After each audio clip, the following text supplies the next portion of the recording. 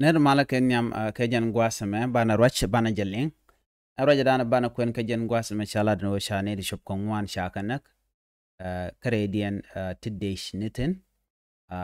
re wecha kasa Sudan kajur county jaroja dana balinga jen gwasame ngum chiro da lat bana jelling kel deji tejeno jin ngode tijen o der jen nyak nas ko ken ko de lertiti de ken shwamala shub gwasnatin gorkon ke de ban lera bana je chuling agwa kelo da ngum shiro da laden wini ki ngum chitwok bana je chuling kel shit kamen shaling ka den go shala no te kane ti shinas mak re wish ka jur river kane to shikane ngwan chicken kanak re ne ndang wana to chala no ram kel e ditch tin kane tin kon shiliu re wika western bargazal state kawara Shiraman la police commissioner ni major general James Simon chala no kanetin makanas ke deni ndo shikaru den mo kebe ni nenetin kondin chade ni ala bi ni civilian ala do shikaru en kotka kan bi ne to kane to shika do to ngwana long shiken ka wang are wishin wini shala do kane to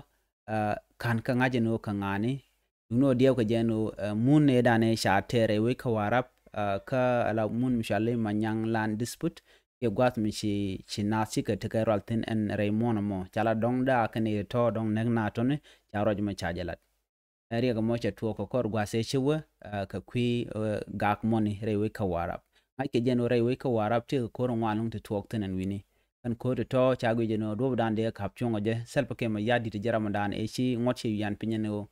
mo gor ga jeno be mal be rewe ka warap en wini kam den ka be yagu jeno de nuer de gen re wichin wini ka warab state charam dan shal ke gay ma shek men la kur ki general chala do de gen re wichin en wini chede te ka bargazal ke liu ke ka warab state dum no de ro mo ke state do den madara wuten ko chala do no jen e jaram dan en la jorke ke la mo ka dor ko be rek be jolat mi shwagu jeno no mo gain ken ni gay ma shek je ko e wunwari jen dan chala de nono chirek chika rik tungwan chika togan wini rewe ka warap ka kwitin kone lat ka rodian rik tungwan chika togalung ka tok rik togalung ka kwi kore chi tok ka Sudan